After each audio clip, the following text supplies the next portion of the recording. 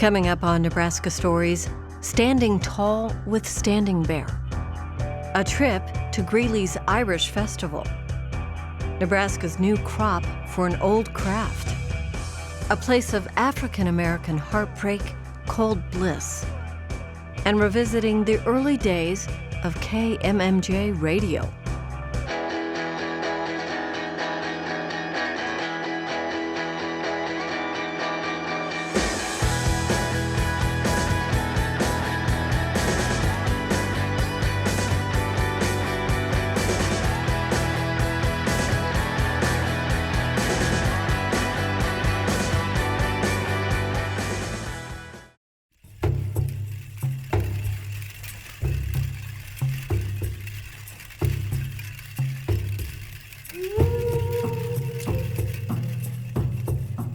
Alice Erickson is a descendant of a famous Ponca Indian chief.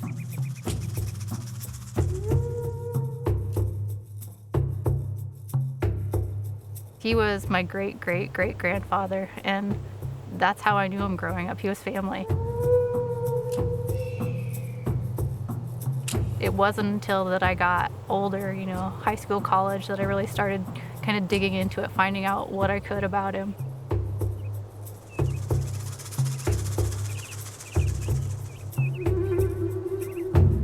I want to learn more about him. I'm trying to, adapt some of the traditions from back then and help my children learn them so that they can continue on and share the story of Chief Standing Bear.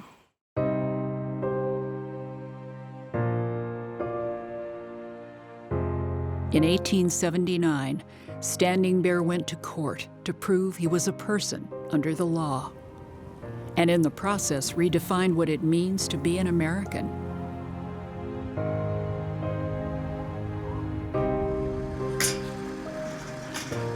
Sculptor Ben Victor won a commission to depict Standing Bear in bronze.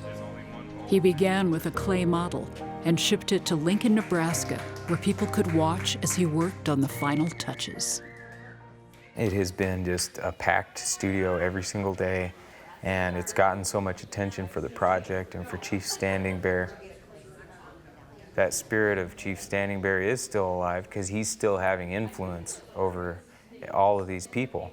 And that influence is growing and thriving. It's not shrinking and dying. And so that's why projects like this are so important. From this clay model, Ben will cast 3 11-foot-tall bronze statues. One for Lincoln, one for Statuary Hall in Washington, D.C., and one destined for the only place on Earth Chief Standing Bear wanted to live.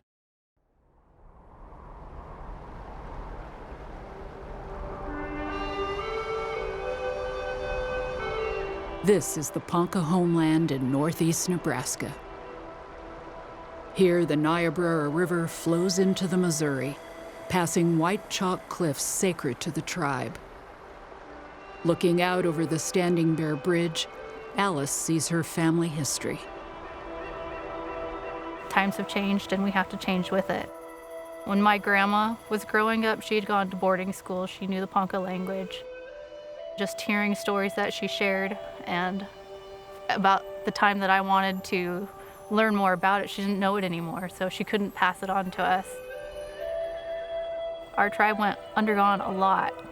Having to be, forcefully removed from your homeland, leave everything behind, it's saddening.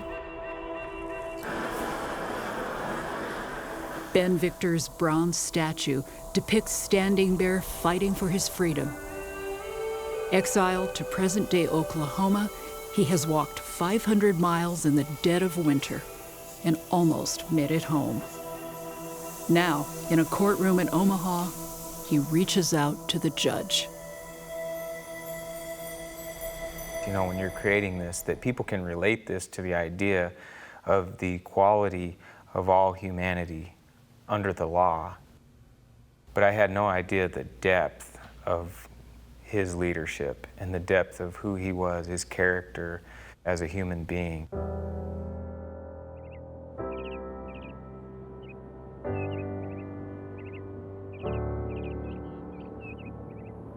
I am a man, Standing Bear said at his historic trial. The same God made us both.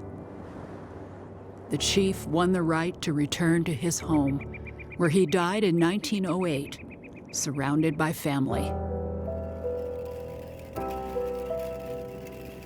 Just being on the grounds, having the cemetery close by, having Standing Bear's statue up on the hill, I just feel so close to him.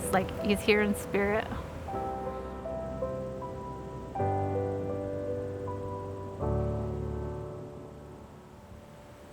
To see his statue up there now, it just means so much. I don't want to lose that memory.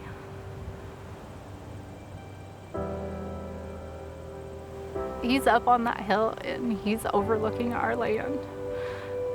And he's with us always.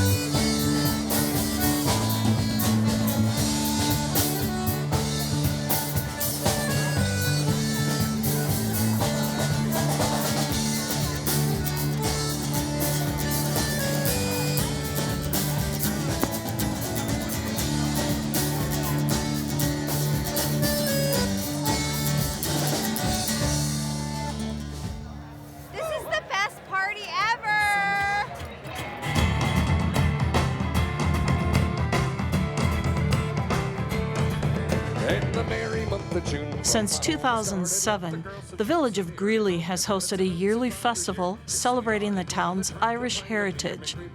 Called Halfway to St. Pat's, it's held on a Saturday in September, when it's halfway to St. Patrick's Day. It's all Irish music, Irish food vendors, and the biggest thing is to make sure that people remember and understand and learn about their heritage. Greeley is 40% Irish descent population. There are a lot of kids here. That's part of this. That's why we do this, is to make sure that they don't lose who we are and why we are. The festival features musicians from across the states and from Ireland. And most Irish performers share a surprisingly common opinion about the town of Greeley. It's just like going to Ireland, going home. We've had several bands from Ireland, a whole bunch of them, and that they all say that. Hallelujah. When they drive down that hill south of town, they come down into the valley here, it reminds them of home. It's pretty crazy. And that's why we're here. That's why they picked this place when they moved here from the East Coast way back in the 1800s. Established by the Catholic Church in the late 1880s, the town has kept a firm connection to its roots. Even the streets are named after counties in Ireland. Predominantly, we're Catholic, Irish Catholic, and we have a small Methodist church community here in Greeley, and over time, they started volunteering, and so it just automatically, almost right out of the gate, turned into a community-wide event. The first year, we didn't know what to expect. We anticipated maybe we could get 300 people. We had 1,000 people that first year. We did, yeah, 1,000. And they came from all over the state. It wasn't just local. Like open air, kid-friendly, good music, just fun family atmosphere. I like the music. Yep, I like the music and the food. My family's from here in Greeley, and being able to have the opportunity to come back and spend time with them and have fun at the festival really keeps me coming back every time.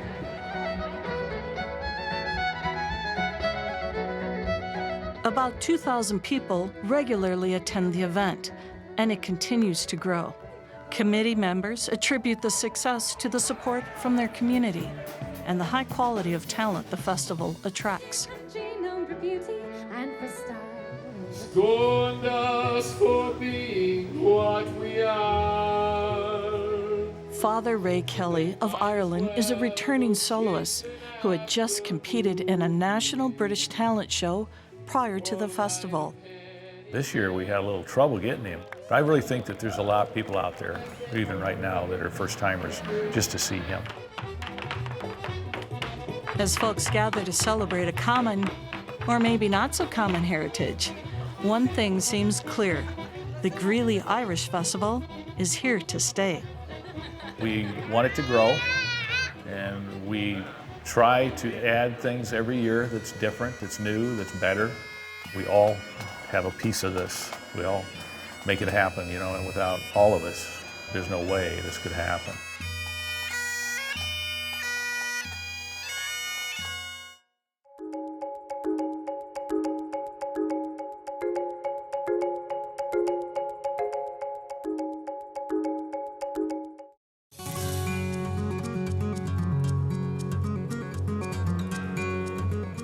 We reached out to the university to talk to them about what opportunities were available for specialty crops. There were some hobby growers here in Nebraska, so we knew they could grow well, but nobody had commercially grown. Once we put the first varieties in and then reached out to them and told them what our long-term plans were, things started to work from there.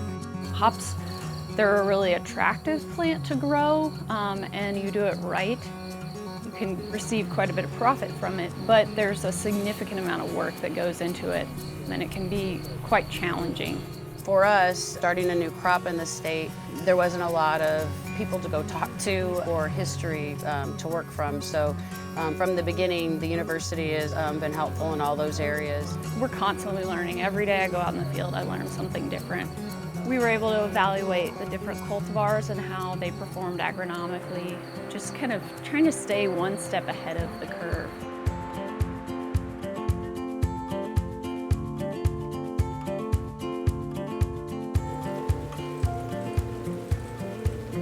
First year when we were open, we focused specifically on the ag. Once we got enough brewers that were using our hops, we opened the tasting room up and we rotate the taps because we've got so many brewers now that are brewing with the hops. We're able to also promote them as well and using a local product and then be able to serve that product here at the yard where those ingredients come from. It's a great relationship. The best part of post-harvest is having those hops brewed in a beer, sitting out here at the hop yard with that brewer and drinking that beer and talking about how the Nebraska terroir has a special effect on those hops and the flavoring and what it does to the beer. Terroir is something that we learned about when we started growing because some of the aromas that come off of our hops are truly different than what we find in the Pacific Northwest. It's the soil, it's the climate, it's the region. It could be the difference between a hop growing on a hill versus a hop growing on the bottom, and that all plays into the flavor and the profile of what you get out of that plant.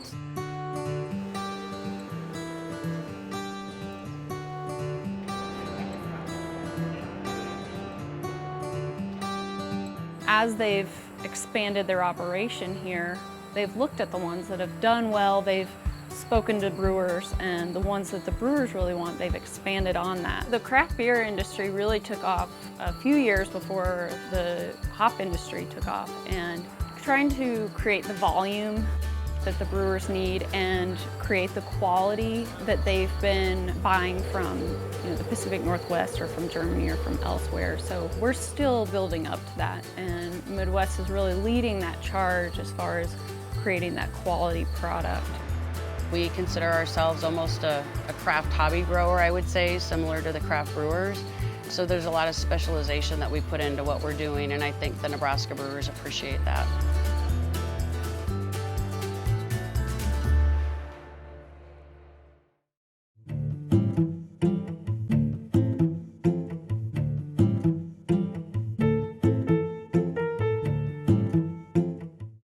This is probably the most famous stamp that Nebraska ever issued. It was 1898 for the Trans-Mississippi Exposition. And it was Edgar Hicks, who lives in Omaha, spent most of his career as a grain commodities broker. But his passion has always been history. It's to promote history when I go to stamp shows, like I'm doing. He's a collector of postcards, stamps, and letters. many from the era of African American homesteading on the Great Plains. This portrait of the Shores family of Custer County was taken by Solomon Butcher in the late 1800s. Every time I see that picture, it just makes you think about, what did they grow? What did they eat? And what kind of cattle did they have? What contribution did that dog make to the family? What did he do? His questions multiplied when Hicks read a newspaper article about a black settlement called Bliss in the Nebraska Sandhills. On eBay, he found a postcard mailed to Bliss, Nebraska, over a century ago.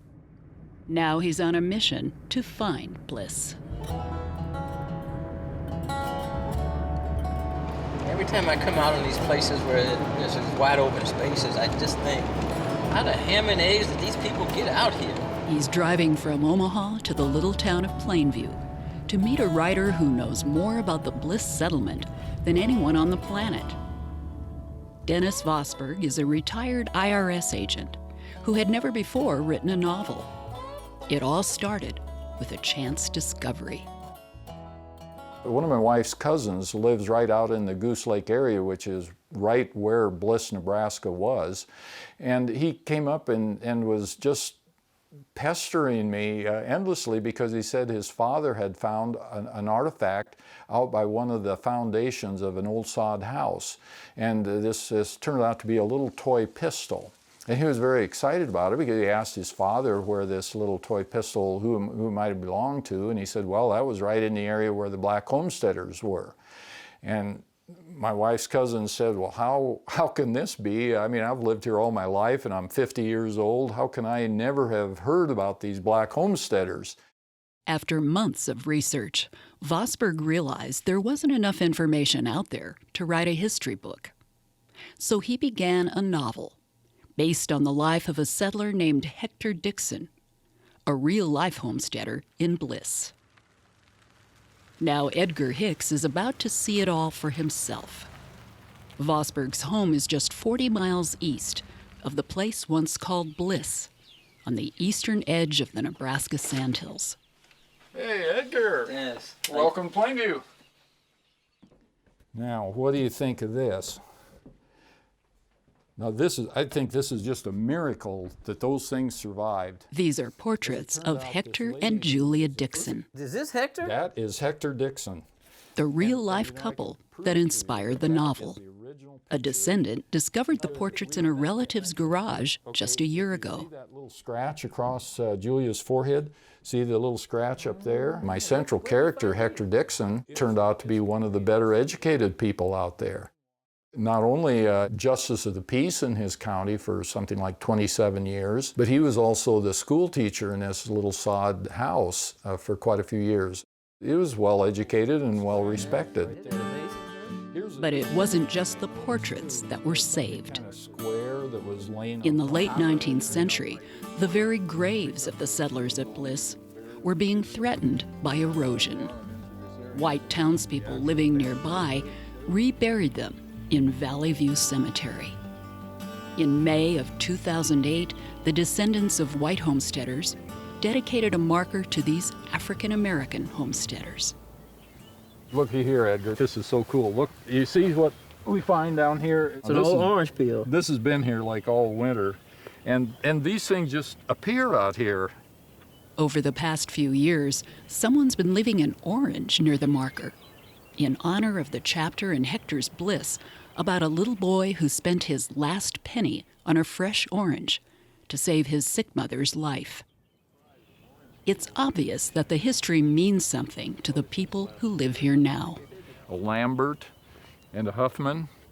These people brought these burial remains up here to be buried next to them. We know that we had an integrated church out there. We had an integrated cemetery. We had an integrated baseball team out there. And this was before Jackie Robinson was even born. But where was Bliss? South of Valley View Cemetery, near Goose Lake. The old cemetery that I was telling you about is over across the lake over there by that white beach area. Hector Dixon, his wife Julia, and other African Americans came here in the 1880s to claim their quarter section of free land. I'm not seeing that. Bliss, how is it a community? Well, that's a hard question to answer because it was just one little farmstead here and a farmstead there. But on Sunday, you would probably find your community gathering over there. They had a little church behind that cemetery, and that was probably the area where you'd find most people on Sundays. Well, from the sod house to the church, well, that was half a day to get to church. well, maybe they had to ask for a lot of forgiveness. Who knows? But the Bliss community lasted less than 30 years because it was built on a lie. Goose Lake has always been a haven for wildlife, but it's never been a good place to grow crops. In the 1880s, land agents planted chunks of coal in the ground, telling the black settlers they could make a living by mining if farming didn't work out. But as many homesteaders learned, 160 acres of Sandhills land wasn't enough to sustain a growing family.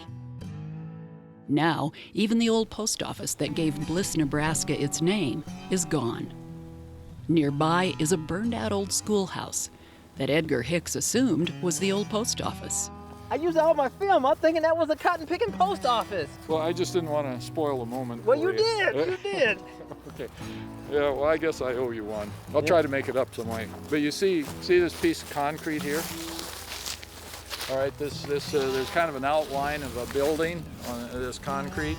Okay, this is where the little house was the Bliss Post Office. In rural Nebraska in the late 19th century, there were post offices every 2 or 3 miles, most of them in private homes. Most of those postcards were very local. Somebody was sick, or are you going to the fair, or, I mean, they were common, it was just day-to-day conversation, It was the Twitters of the time. And the postal guy, if he was riding a horse, he just took it to the next house. Piece by piece, Edgar Hicks is beginning to see the vision that was Bliss and connect it to the world we live in today. But there's one last place on the tour and one last story to tell. This is a descendant of Hector Dixon. This would be his great-grandson. James Patterson is a retired minister living in California who knew nothing about his homesteading roots. Yeah, he came out here and preached, it was less than a year ago, he preached in this church right here, and then there was standing room only. They haven't had this church filled like that for years. He had almost no knowledge of his family's history. It's taken a whole day, but Edgar Hicks has finally found Bliss. Until you walk on the ground, see the graves, see the buildings, see the cow chips, and see how they lived. And it still is different once you come out here.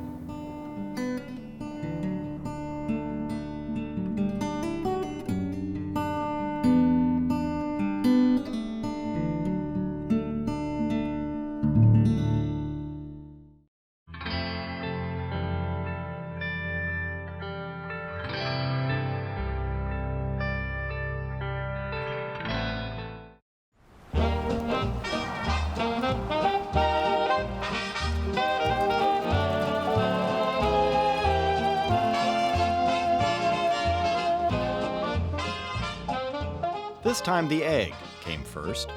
M.M. Johnson's company made incubators in Clay Center. He named them after his dog, Trusty. A successful business, but Johnson thought he could do more if there was just a better way to get the word out about the company. Mr. Johnson was a very forethinker, and so he decided to build a radio station as a form of advertising.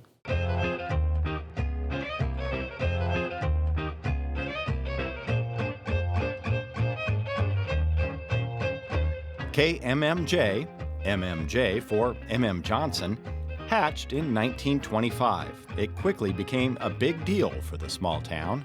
We have letters and different documents of where the signal from the radio station was heard all over the country. People came from all over the country to visit that radio station. It brought people to the town, not only to live, but many visitors came to visit the KMMJ studio. Their building was so large that it was kind of like a strip mall that we call today. They had a barber shop and a cafe and different stores in it besides just the radio station. The things that sticks out in my mind was that they had quite a large grocery store in the radio station and sold all kinds of stuff. They did live performances, and you could come in and sit down and watch, whoever was performing. There was quite a bit of entertainment here all the time.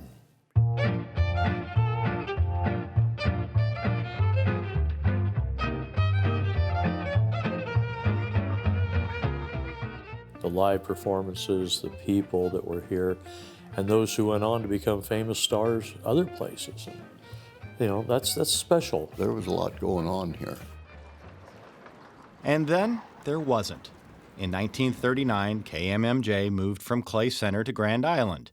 Today, the Clay County Historical Society sits where the radio station used to.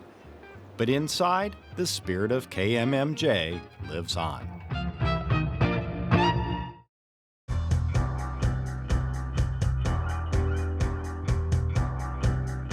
Watch more Nebraska Stories on our website, Facebook, and YouTube. Nebraska Stories is funded by the Margaret and Martha Thomas Foundation.